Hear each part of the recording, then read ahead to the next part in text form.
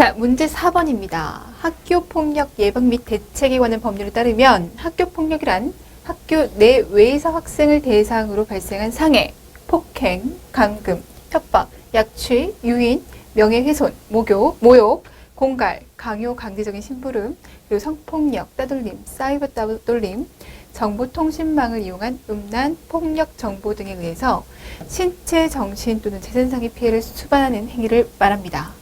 자, 다음 물음에 답하시오라고 되어 있어요. 학교폭력. 우리가 많은 관심을 가지고 있어야 되는 부분입니다. 1번 다음은 학교폭력의 유형입니다. 기억부터 시옷에 해당하는 학교폭력의 명칭을 쓰시오라고 되어 있어요. 그 내용에 따른 명칭. 상해, 폭행, 감금, 약취, 유인 등의 행위, 신체폭력. 여러 사람 앞에서 상대방의 명예를 훼손시키는 구체적인 말을 하거나 언어와 관련된 그런 내용의 글을 인터넷, SNS 등으로 퍼뜨리는 행위, 명예훼손, 신체 등에 해를 끼칠 듯한 언행과 문자 메시지 등으로 겁을 주는 행위, 협박, 이런 것들을 우리는 언어폭력이라고 합니다. 돌려줄 생각이 없습니다. 그러면서 돈, 옷, 문구류 등을 빌려간다는 명목하에 요구하는 행위, 이런 것들을 금품 갈취라고 하죠. 자, 폭행, 협박으로 상대방의 권리 행사를 방해하거나 해야 할 의무가 없는 일을 계속적으로 하도록 하는 것, 강요. 학교 내외에서 2명 이상의 학생들이 특정이나 특정 집단의 학생들을 대상으로 지속적이거나 반복적으로 신체적, 심리적 공격을 가하고 상대방이 고통을 느끼도록 하는 모든 행위, 따돌림이죠. 폭행, 협박을 해서 성행위를 강제하거나 유사 성행위, 성기에 이물질을 삽입하는 등의 행위를 하는 것, 성폭력입니다. 인터넷, 휴대전화 등 정보통신기기를 이용해서 학생들이 특정 학생들을 대상으로 지속적이고 반복적으로 심리적인 공격을 가하거나 특정 학생과 관련된 개인정보, 허위사실을 유포해서 상대방이 고통을 느끼도록 하는 모든 행위, 정보통신기기를 이용해서 이러한 행위들을 하는 것을 사이버 따돌림이라고 얘기를 합니다. 자, 학교에서 교사가 발견할 수 있는 폭력 피해 징후 5가지 이상을 쓰시오. 폭력 피해 징후. 이거 보건교사는 발견할 그 가능성이 크죠. 보건실에 학생이 와요. 봐요. 상담도 할 수 있어요. 기출된 바 있는 내용입니다. 자, 수업 시간에 특정 학생에게 야유나 험담을 하고 잘못했을 때 놀리거나 비웃고, 체육 시간에, 점심 시간에, 야외 활동 시간에 집단에서 멀어져 따로 행동하는 학생이 있으면서 학습 무력감을 느끼는 것. 자, 옷이 지저분하거나 단추가 떨어져 있고 구겨져 있고 안색이 좋지 않고 기운이 없고 친구가 시키는 대로 따르고 심부름을 하고 항상 완력 겨루기에 상대가 되고 혼자서만 하는 행동이 두드러지고 주변 학생들에게 험담을 들어도 반발하지 않고 청소 당번을 돌아가면서 하지 않고 항상 동일 학생이 하게 되면서 자주 지각을 하거나 몸이 아프다는 이유로 결석을 하는 학생이 있고 상담실을 서성이거나 보건실을 찾아오는 횟수가 잦다면 폭력 피해 징후라고 볼 수 있습니다. 문제 5번입니다. 자, 성폭력에 대한 얘기를 할 거예요.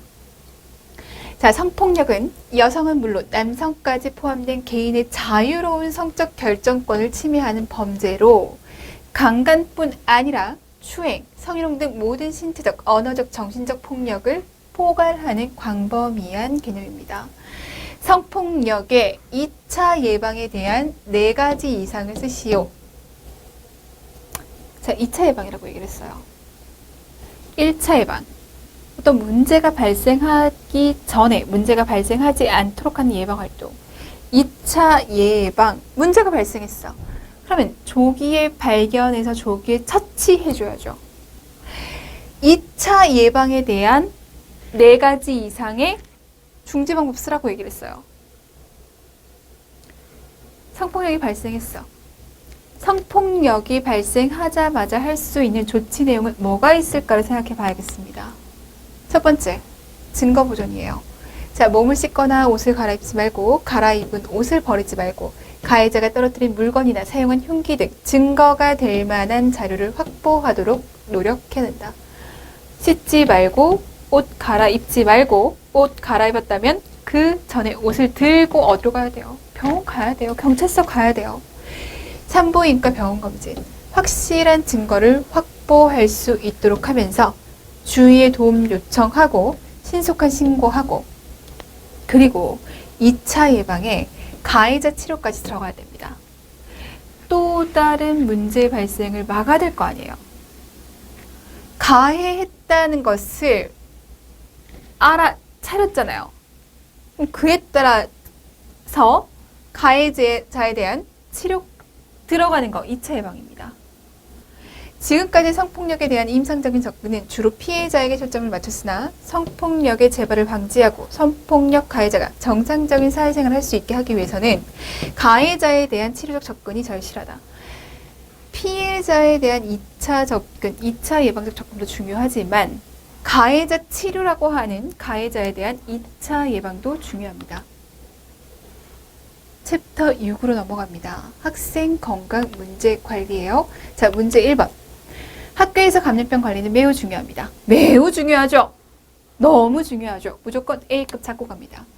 다음은 학교 감염병 관리 체계에 관한 내용입니다. 물음에 답하시오. 첫 번째. 평상시에 학교 대비 대응 단계의 기간을 쓰시오. 평상시에 학교 대비 대응 단계요. 예방 단계, 대응 단계, 복구 단계가 있죠. 학교에서 감염병이 발생했단 말이에요. 학교에서 감염병 환자가 발생했어. 감염병 증상을 가진 사람을 발견했어. 어떻게 할 거야? 이런 얘기들을 좀 해주셔야 돼요. 너무너무 중요해요. A급 잡고 갑니다.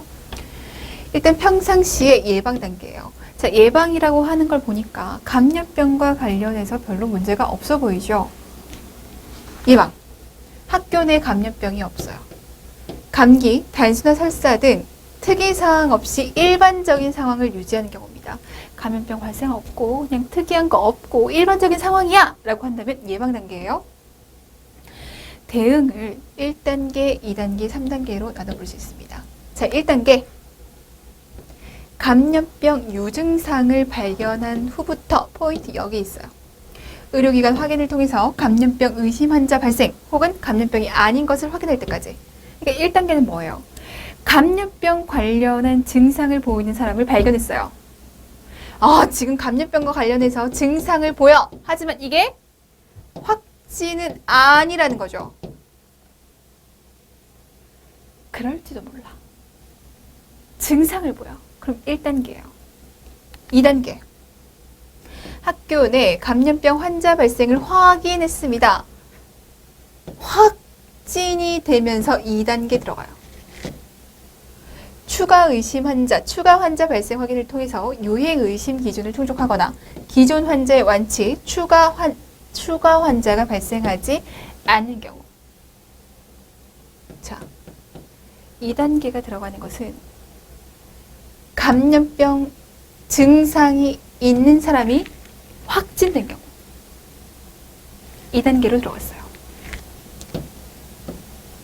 유행되지 않거나 더 이상 추가적으로 환자 발생하지 않거나 이 환자가 여기서 완치되거나 그럼 2단계예요. 3단계. 유행 의심을 확인한 후부터 해당 감염병으로 인한 기존 환자가 모두 완치되고 최대 잠복기까지 추가 환자가 발생하지 않는 경우. 그러니까 유행이 된다면, 유행 의심이 확인된다면 그때부터 3단계에 들어갈 겁니다. 복구는요. 기존 환자가 모두 완치되고 최대 잠복기까지 추가 환자 발생이 없어요. 사후 조치가 완료될 때까지. 완료되는 시기를 복구라고 얘기를 할 겁니다. 이렇게 볼 수가 있죠. 자, 예방 단계. 지금 문제가 없습니다. 평상 수준을 유지하고 있어요. 유증상자를 발견해요. 그러면 1단계에 들어갑니다. 지금 증상이 있는 사람을 발견했다라고 얘기했지 확진이라고 하지 않았습니다. 확진이 되는 순간부터 환자가 되는 거고 환자가 확인되는 순간부터 2단계가 들어가는 겁니다. 자, 2단계가 들어가서 유행 의심이 확인됐어요. 유행이 확인됐습니다. 그러면 3단계가 들어가게 되는 거예요. 그러면서 이제 유행 끝났어. 복구 단계 들어갈 거예요. 기존 의심 환자가 완치되고 추가 환자가 미발생한다면, 더 이상 발생하지 않는다면 복구 단계로 들어갑니다. 자, 유증상자가 발견됐어요. 그럼 이 대응 1단계에서는 유증상자가 더 있는지 없는지, 이 감염병과 관련된 증상이 나타나는 사람이 있는지 없는지 능동적으로 확인해야 될 거예요. 자, 의심 환자가 확인됐습니다. 의료기관으로부터 확인받은 감염병 환자가 존재하면서 유행 의심 기준에 충족되는지 충족되지 않는지를 확인해야 될 겁니다. 충족됐어. 환자 2명 이상 존재하는 걸 얘기해요. 그러면서 더 이상 발생하지 않는다면 2단계로 가는 거죠. 기억하셔야 돼요. 유증상자 발견됐어. 1단계. 환자 발견됐어. 2단계. 유행 조건을 충족시켰어. 3단계. 이제 끝났어. 복구 단계입니다. 자, 보기 활동은 어느 평상시 학교의 대비 대응 단계에서 이루어지는지 쓰시오.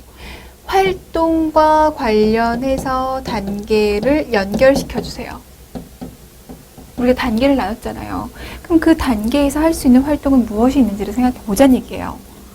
자, 학생 감염병 예방관리 계획을 수립하고 학교 내 학교 조직을 구성하면서 예방접종 관리하고 예방교육 실시하고 수동감시체계예요. 능동 아니고요. 수동감시체계예요. 그러면서 방역활동을 해요. 지금 당장 감염병이 발생했다라고 볼 수 있어요? 없어요. 감염병이 발생하지 않도록 예방하는 단계, 예방 단계입니다. 자, 어느 단계인지 볼게요. 학교 내에서 지금 감염병 유증상자를 발견했어요. 증상자가 발견됐습니다. 증상이 있는 사람이 발견됐어요. 그럼 일단은 1단계 이상이에요. 근데 2단계라고 할 수 있는가는 봐야겠죠. 자, 유증상자를 발견했을 때 감염병 전파 방지를 위한 마스크 착용 필요 여부를 결정하고 적절한 격리 조치를 통해서 환자를 이동하고 보호 조치해서 학부모를 통해서 의료기관에 진료 의뢰했어요. 진료 의뢰했다는 것은 아직까지 환자라고 하는 것을 판별하지 않았다는 겁니다. 환자라고 나오지 않았으니 2단계는 아니란 얘기예요. 1단계란 얘기죠. 해당 학급에서는 교실에서도 학생 대상 예방 수칙을 실시하고 학교 밖에서 감염병 유증상자를 발견한 경우에는 감염병 확인을 위해서 병원 진료를 안내하고 의사의 진료 결과에 따라 등교 중지 여부를 결정하고 필요한 절차를 학부모에게 안내하는 아직 1단계에서의 활동들을 얘기하고 있습니다. 자, 대응 제1단계를 얘기하고 이 단계의 특징은 학교 내 감염병 유증상자 발견과 그 확인의 단계입니다. 다음 단계. 자, 감염병이 발생하게 되면 교육청에 보고하고 신고가 필요한 법정 감염병인 경우에 보건소에 신고합니다. 이 얘기인 즉슨 지금 우리 학교에 뭐가 발생했어? 감염병 환자가 발생했어. 감염병 환자가 발생했으니까 대응 2단계 이상이에요. 2단계이거나 3단계이거나. 자, 기존의 수동 감시 체계는 일정 기간 동안 증상을 확인해서 환자를 발견하는 능동 감시 체계로 전환되게 됩니다. 자, 수동 감시 체계가 능동 감시 체계로 바뀌었다. 수동 감시 체계는 그냥 있으면 보건실에 있으면 학생이 와요. 나 이런 거에 아픈 것 같아요. 혹시 이렇게 하는 거라면 능동 감시 체계는 보는 거죠. 이 반에 들어가서 자, 이러한 증상을 가지고 있는 사람들 있으시면 말해주세요. 찾아다니는 거예요. 찾아다니는 거예요. 각 학급별로 그 증상이 있는지 없는지 담임쌤들한테 확인해주세요. 취합해주세요. 얘기하는 거죠. 그렇게 관리하는 것. 이때 보건교사는 능동감시체계의 범위와 방법을 결정하게 되고 조직 발생팀에서 능동감시가 이루어지게 됩니다. 감염병 예방 교육과 해당 학급에 대한 위생, 감염병 발생 감시 조치를 하고 보건교사는 감염병의 유행 여부를 판단하여야 하고 필요시에는 보건소의 역학조사 결과에 따르게 됩니다. 자, 3단계가 들어가는 그 기준이 유행 여부 조건들을 충족해야 3단계라고 얘기를 했어요. 근데 감염병 환자가 발생했다는 것을 알겠어. 그렇기 때문에 능동 감시해야 되는 것도 알겠어. 그런데 유행 여부를 판단해야 될 것 같아 라고 한다는 것은 아직 3단계까지 간 게 아니죠. 그럼 얘는 2단계예요. 자, 대응 2단계고요. 학교 내 감염병 유행 의심 여부를 확인하는 단계입니다. 자, 유행 여부를 판단하라고 했어요. 그 유행 의심 기준 3가지 뭐가 있을까? 첫 번째, 자, 동일 학급에서 특정 감염병의 공통 증상을 호소하는 학생이 비슷한 시기에 2명 이상 확인되는 경우, 동일한 학급에서 감염병 환자, 자, 감염병에 걸린 확진된 학생이 있었던 그 학급에서 그 증상이 2명 이상 나왔을 경우에, 최대 잠복기 이내에 동일 학급 내에서 의심 또는 확진 환자가 2명 이상 발생했을 경우에, 그 학급 내에서 의심 또는 확진 환자 2명 이상 발생했을 때, 최초 환자와 동일 학급은 아니지만, 같은 반은 아니었지만 추가 환자가 이동식 수업이나 급식 등 공통된 폭로에 노출돼서 관련성이 의심될 때 유행 여부를 판단할 수 있어요. 자, 보기 활동은 어느 평상시 학교의 대비 대응 단계에서 이루어진지를 쓰고 단계의 특징을 설명하시오 라고 얘기를 했습니다. 자, 학교 감염병 관리 조직이 활성화돼서 각 팀은 학교 내 유행 확산을 차단하기 위해서 필요한 조치를 하게 됩니다. 유행 확산 차단한다는 얘기는 유행 여부가 확인됐다는 얘기. 이런 유행 여부가 확인됐어, 조건이 만족됐어 라고 하는 걸 보니 얘는 3단계라는 얘기네요. 발생 감시팀에서는 능동 감시를 한층 더 강화해야겠고, 예방관리팀에서는 적극적인 감염병 예방 교육을 실시하고, 행정지원팀은 학교 방역을 실시해야 됩니다. 자, 보건교사는 담임교사와 함께 감염병 유증상자를 의료기관에 의뢰하고 밀접 접촉자와 고위험군을 파악해서 관리해야 됩니다. 그러니까 유행에 지금 포인트가 맞춰져 있죠. 3단계, 학교 내 유행 확산을 차단해야 돼요. 보기를 읽고 물음에 답하시오. 다음의 활동은 어느 평상시 학교의 대비 대응 단계에서 이루어진지 쓰시오. 기존 감염병 환자가 모두 완치가 됐어요. 모두 완치됐어요. 유행이 종결됐어요. 어느 단계예요? 유행이 끝났어. 감염병 끝났어요. 그럼 복구 단계죠. 유행 종료 선언 및 보고를 통해 유행시 대응 활동을 중단하고 평상시 예방 단계로 돌아가게 됩니다. 유행 종료 사실은 가정통신문, SNS, 학교 홈페이지 등을 통해서 공지하고, 감염병 유행으로 발생한 수업 결손을 보충하고 필요시 위센터와 연계한 심리 지원 같은 사후 조치를 실시합니다. 그러니까 1차, 2차, 3차 예방으로 본다면 3차 예방 같은 역할을 하는 거죠. 이것을 우리는 복구 단계라고 얘기를 합니다. 자, 이 유행 종료, 어떨 때 유행 종료라고 할 수 있는지 그 기준을 쓰라고 얘기를 했습니다. 학교 내 해당 감염병 의심 환자가 모두 완치가 되었고 최대 잠복기까지 추가 환자가 발생하지 않았습니다. 그럼 더 이상 환자가 발생하지 않는다는 것을 의미하게 됩니다. 방역당국에서 역학조사를 실시한 경우에 방역당국의 판단에 따르게 돼요. 이렇게 유행 종료를 선언할 수 있습니다. 기억하셔야 됩니다. 단계들 기억하셔야 됩니다. 자, 괄호 안에 해당하는 내용을 차례대로 쓰시오. 감염병 유증상자가 의료기관 확인을 통해서 감염병이 아닌 것으로 확인됐어요. 자, 봐봐요. 감염병 유증상자가 나타났어. 그럼 우리가 대응 1단계에 들어간단 말이에요. 그리고 나서 이 유증상자가 의료기관 확인을 통해서 확진이 되면 2단계로 넘어가게 돼 있어요. 근데 아니래. 2단계로 안 넘어갈 거예요. 그럼 대응 1단계는 어디로 가게요? 그 다음 단계는 어디게요? 이거 묻는 겁니다. 예방 단계, 1단계, 2단계 이렇게 썼단 말이에요. 지금 이렇게 넘어가야 되는 상황에 아니래요. 유증상자가 아니었던 거예요. 그러니까 유증상자긴 한데 그 환자가 아니었던 거예요. 감염병 환자가 아니었던 거예요. 그럼 어느 단계로 가요? 2단계로 가야죠. 예방 단계로 갑니다. 당연한 거 아니에요? 증상이 비슷하긴 했지만 감염병과 상관이 없잖아요. 그럼 평상 수준의 예방 수준을 가지고 가면 돼요. 유행 의심 기준을 충족했어요. 그럼 어느 단계로 가요? 유행을 충족한다는 얘기는 3단계로 간다는 얘기예요. 유행 의심 기준을 충족하지 않고 충족되지 않았습니까? 그럼 이게 2단계네요. 2단계인데 말이지. 기존 의심 환자가 완치되고 최대 잠복기 동안 추가 의심 환자가 발생하지 않았어요. 보세요. 자, 예방활동 대응 1단계, 2단계, 3단계, 복구 단계예요.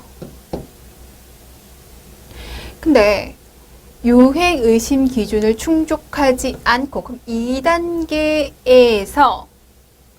완치되고 추가 환자 나타나지 않았습니다. 그럼 끝났단 말이에요. 3단계로 안 넘어갔다고요. 그럼 바로 복구 단계로 가는 거예요? 아니에요. 복구 단계로 가는 것이 아니라 예방 단계로 갑니다. 요 루트를 잘 보세요. 예방 단계, 1단계, 2단계, 3단계 복구 단계예요. 근데 2단계에서 3단계로 넘어가지 않고 끝났단 말이야. 그럼 예방 단계로 가는 겁니다. 유행 의심 기준 충족 이후 기존 모든 의심 환자가 완치가 됐고 유행 의심 기준 충족 이후 그러면 3단계까지 갔다는 얘기죠. 3단계까지 갔다가 모두 완치되고 추가 환자 안 발생했어. 그럼 어느 단계로 간다고요? 3단계 갔다가 끝이 났어. 그러면 복구 단계로 가는 겁니다. 이거 헷갈리지 마세요. 무조건 끝났다고 해서 복구 단계로 가는 게 아니에요. 3단계를 지나야 복구 단계입니다. 문제 2번 갑니다. 다음은 학교보건법 제14조 3에 관한 내용이다. 다음을 읽고 작성 방법에 따라 서술하시오. 자, 밑줄 A에 대해 해당하는 정보 4가지를 학교보건법 시행령에 근거해서 쓰시오. 밑줄 친 B에 해당하는 보고할 사항 3가지를 학교보건법 시행규칙에 근거하여 쓰시오. 괄호 안에 기응리에 해당하는 내용을 차례대로 쓰시오. 라고 되어 있습니다. 근거해서 써야 되는 걸 보니까 우리가 정확하게 3가지를 알고 있어야 되네요. 14조의 3, 감염병 예방대책입니다. 교육부 장관은 감염병으로부터 학생과 교직원을 보호하기 위해 감염병 예방대책을 마련해야 한다. 이 경우 행정안전부 장관과 질병관리청장과 협의해야 한다. 교육부 장관은 1항에 따라 감염병 예방대책을 마련한 때에는 특별시장, 광역시장, 특별자치시장, 도지사, 특별자치도지사, 교육감, 학교에 알려야 한다. 교육감은 교육부 장관의 감염병 예방대책을 토대로 지역 실정에 맞는 감염병 예방 세부 대책을 마련해야 된다. 교육부 장관과 질병관리청장은 학교의 감염병을 예방하기 위해서 긴밀한 협력 체계를 구축하고 감염병 발생 현황에 관한 정보 등 대통령령으로 정하는 정보를 공유해야 되는데 그 공유해야 하는 정보 4가지가 뭐냐고 물었어요. 감염병, 명. 이러한 감염병이 발생했습니다. 감염병 발생 현황 또는 유입 경로, 감염병 환자 등의 발병일, 진단일, 이동 경로, 이동 수단, 접촉자 현황. 그 밖에 교육부 장관과 질병관리청장이 감염병 예방과 확산을 방지하기 위해서 필요하다고 인정되는 정보, 이러한 정보들을 공유하여야 합니다. 자, 학교장은 해당 학교에 감염병에 걸렸거나 의심되는 학생, 교직원이 있는 경우 즉시 교육감을 거쳐서 교육부 장관에게 보고해야 됩니다. 학교장은 우리 학교에 감염병 환자 발생했어! 보고해야 돼요. 뭘 보고할 건데? 해당 학생 교직원의 감염병 명과 감염병의 발병일, 진단일, 그리고 해당 학생 교직원의 소속, 해당 학생 교직원에 대한 조치사항. 뭐에 걸렸어? 언제 걸렸어? 언제 진단됐어? 어느 소속인데? 조치는 어떻게 했는데? 등교 중지는 시켰어? 뭐 이런 것들에 대해서 보고해야 합니다. 자, 보고는 서면으로 하되 학교의 경우에는 교육정보 시스템을 통해서 할 수 있습니다. 교육부 장관은 제4항에 따른 공유를 하였거나 제5항에 따른 보고를 받은 경우 감염병의 확산을 방지하기 위해서 감염병 정보를 신속하게 공개해야 돼요. 교육부 장관은 감염병 정보를 공개할 때 정보통신망에 게재하거나 보도자료를 배포하는 방법으로도 할 수 있습니다. 하여야 한다. 4항부터 제6항까지 따른 공유, 보고, 공개 방법과 절차는 교육부령으로 정하고 있습니다. 우리가 이제는 이런 것들에 대해서 관심을 너무너무 많이 둬야 돼요. 시대적인 그 배경을 생각해 보시라고요. 모르면 안 되죠. 문제 3번 갈게요. 이번에는요. 평상시가 아니라 국가위기상황시로 넘어가 보도록 할게요. 자, 국가위기상황시 감염병 관리체계는 신종감염병 국내 유입. 해외에서 신종감염병이 발생했는데 국내로 유입하는 거예요. 국내에 원인 불명 제출혈 감염병. 국내에서 이전에 있었던 원인 불명의 그런 감염병이 다시 출현합니다. 자, 대규모 발생하는 상황을 대비한 감염병 관리 체계입니다. 작성 방법에 따라 서술하시오라고 되어 있어요. 기역, 니은, 티끌, 리을에 해당하는 단계의 명칭과 그리고 이 단계를 대표할 수 있는 색깔이 있거든요. 그 색깔을 연결시키면 돼요. 그리고 이 단계를 판단해낼 수 있는 기준은 그리고 이런 단계에서 학교 내 감염병 발생 가능성은 어때? 쓰래요. 해봅시다. 학교 내 발생 가능성이 전혀 없는 평상시 상황으로 교육부, 시도, 교육청, 교육지원청, 학교는 감염병 대응 체계와 소통 채널을 구축해야 됩니다. 예방 단계예요. 그러니까 단계, 색깔, 그 단계를 짓는 기준, 그리고 그 단계에서의 어떠한 활동을 하는지까지 연결시키면 좋겠어요. 자, 국가위기 단계예요. 단계 넘어가 보도록 할게요. 각 기관별 감시체계 운영하고 각종 예방활동을 강화시켜야겠어. 예방활동을 강화시켜야 되겠답니다. 관심 단계예요. 색깔은 파란색, 블루. 판단 기준. 해외 신종 감염병이 발생했거나 국내 원인 불명 제출혈 감염병이 발생한 경우. 해외에서 감염병이 발생한 거예요. 해외에서 우리나라에서 감염병이 발생했습니다. 그러니까 예방을 더욱더 강화시키자 이런 얘기가 들어가요. 자, 학교 내 감염병 발생 가능성은요. 일단 해외 신종 감염병, 지금 해외에서 발생을 했단 말이에요. 우리나라에 아직 들어오지 않았습니다. 그러니까 학교 내 발생 가능성이 있어요, 없어요? 없어요. 근데 지금 국내 원인 불명 제출형 감염병이 발생했으면 국내에서 어딘가에서 이 감염병이 발생했잖아. 그러면 이 지역, 발생한 지역에서는 그 학교 내에서도 감염병이 발생할 수 있는 거죠. 국내 원인 불명 제출형 감염병은 산발적으로 학교 내 발생 가능성이 있습니다. 있죠. 국내에서 발생을 했는데 당연히 학교 내에서도 발생을 할 수 있죠. 예방 활동을 강화시킬 거예요. 자, 각 기관별 대책반이 운영되며 환자 발생 지역에 대한 감시가 강화됩니다. 환자가 발생했어. 그 지역에 대한 감시가 강화돼. 여긴 예방이에요. 여긴 감시가 들어갑니다. 신속하고 정확한 정보의 교환을 위해 위기 소통 채널이 운영될 겁니다. 주의 단계 옐로우, 노란색으로 표시합니다. 자, 기준은요. 해외 신종 감염병이 국내로 들어옵니다. 국내로 안 들어왔었죠. 국내로 들어옵니다. 제한적으로 전파됩니다. 국내로 들어와서 제한적으로 전파돼요. 국내 원인 불명 제출혈 감염병이 제한적으로 전파돼요. 그럼 여기의 포인트는 뭐예요? 제한적 전파입니다. 그러면 학교 내에서는요. 그 해당 지역에서는 감염될 가능성이 높아지는 거죠. 환자 발생 지역의 각종 학교 행사 금지시켜요. 지금 여기는 제한적 전파예요. 그러니까 우리 지역으로 들어올 수도 있을 것 같아.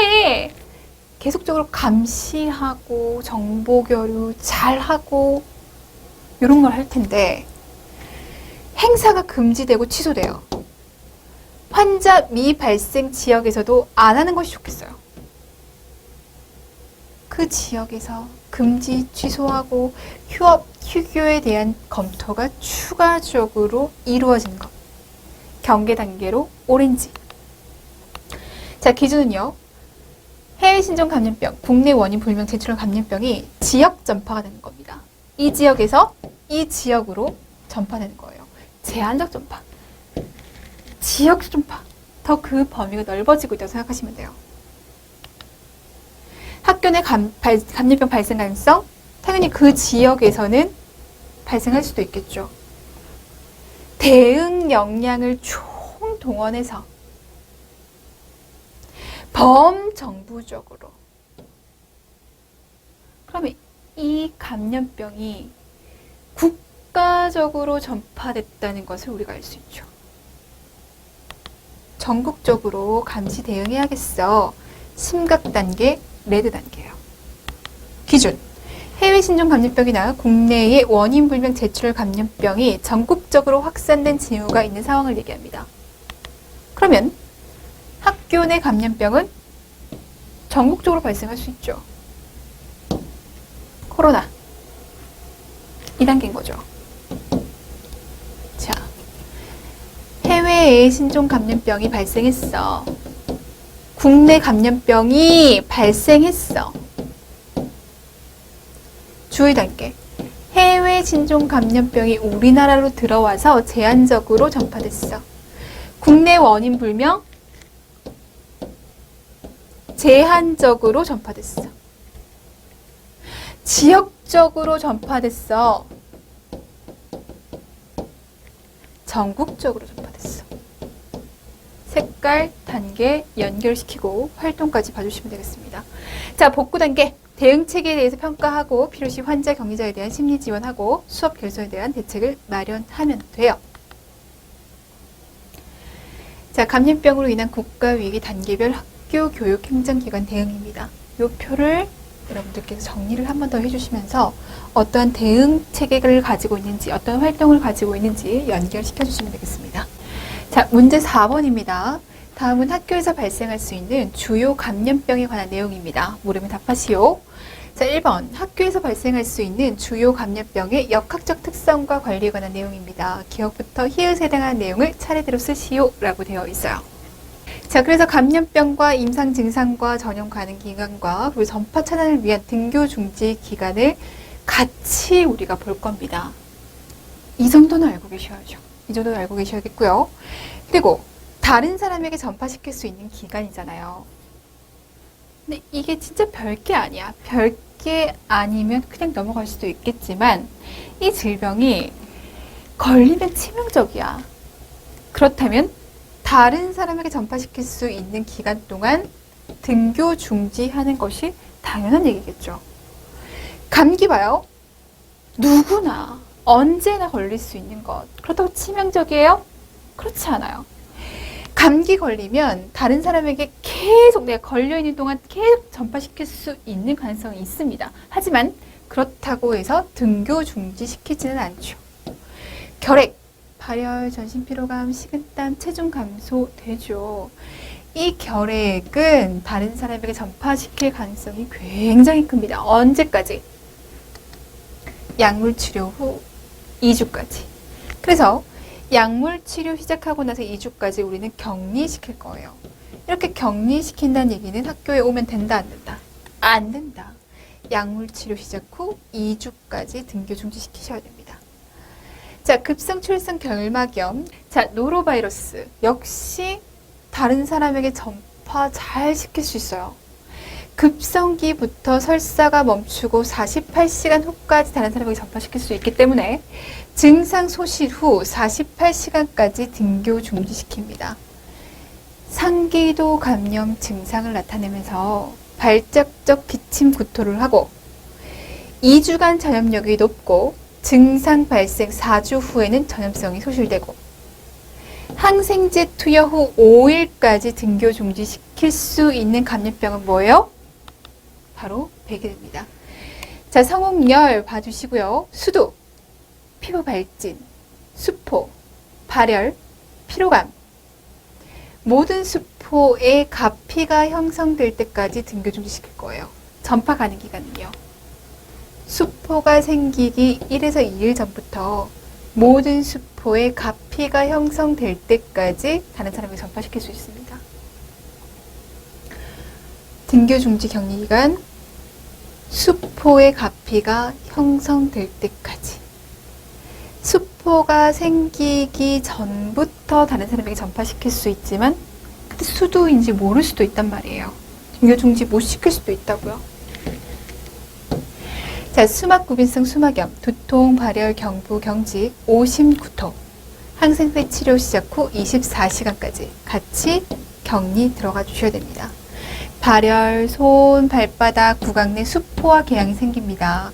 발병 후 7일간이 가장 전염력이 강하고 피부 병변, 수포의 가피가 생성될 때까지, 수포 발생 후 6일간 또는 가피가 형성될 때까지 등교 중지 시킬 겁니다.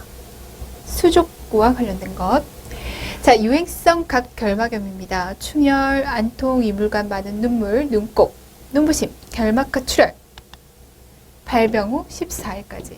격리는 하지 않습니다. 등교 중지시키지 않는다는 얘기예요. 다만 개인 인생 철저히 할 것을 당부하죠.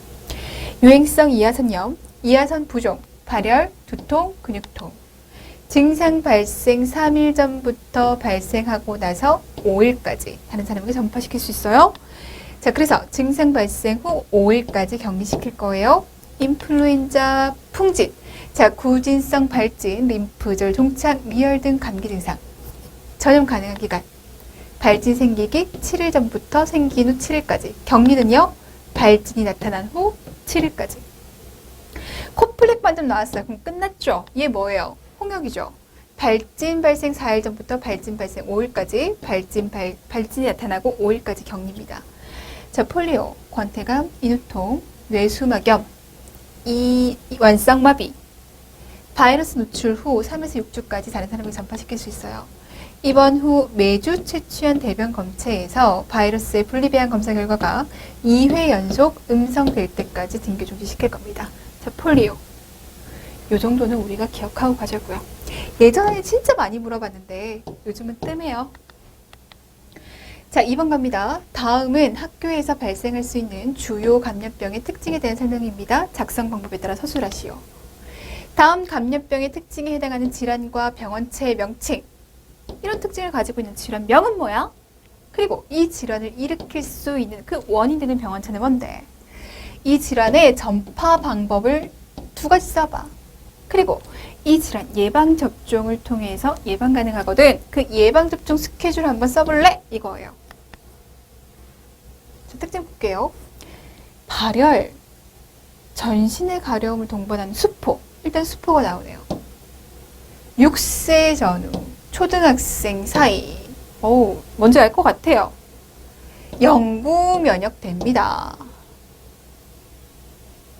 전국이 권태감, 미열, 발진이 발생하기 1에서 2일 전에 발생할 수 있고, 발진은 주로 몸통, 두피, 얼굴에 발생합니다. 24시간 내에 반점이 돼요. 포인트 있잖아요. 모든 병변에 가피가 형성되면서 회복됩니다. 가피가 형성될 때까지 등교 중지시켜라 라고 얘기를 했습니다. 수포의 특징들이 이렇게 보이네요. 뭐예요? 수두죠. 수두의 병원체. 바리셀라 조스터 바이러스 출제된 바 있고요. 전파 양식. 수포액이나 콧물, 목의 분비물로 직접 접촉했을 때 분비물 직접 접촉으로 전파될 수 있고 에어로졸로 전파될 수도 있습니다. 자, 예방접종 일정. 생후 12에서 15개월에 수두 예방접종을 시행합니다. 자, 다음 감염병 볼게요. 역시 질환, 병원체, 전파 양식, 그리고 백신의 명칭과 예방접종이에요.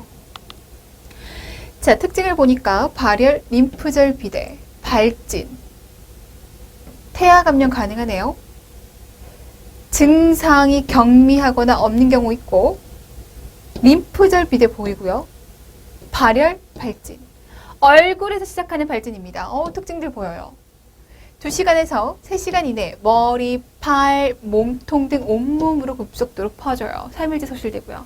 지금 발진의 특징들, 발진의 순서들이 보이게 되죠.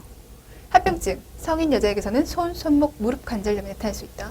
그래서 수포의 모습이 이렇게 보입니다. 어떤 질병이에요? 예, 풍준이에요. 풍진을 일으키는 것, 루벨라 바이러스. 전파 양식, 비인두 분비물이 호흡기계로 들어가서 그리고 태반을 통해서 태아에게 수직감염. MMR로 우리가 백신 접종하게 되죠. 생후 12에서 15개월, 4에서 6세 이렇게 2차례 접종하게 됩니다. 자, 다음 감염병은요. 역시 질환, 병원체 명칭, 전파 양식, 질환의 기억. 다음 질환을 예방하기 위한 백신의 명칭과 예방접종 일정. 자, 특징을 봐요. 발열, 기침, 콧물, 결막염의 3가지 특징적인 증상을 보이고 홍반선 반점이 나오네요. 회복될 수도 있는데 호흡기와 중추신경계에 합병증이 동반할 수도 있어요. 영구 면역 가능합니다. 자, 코폴릭 반점이 보이고요. 얘 뭐예요?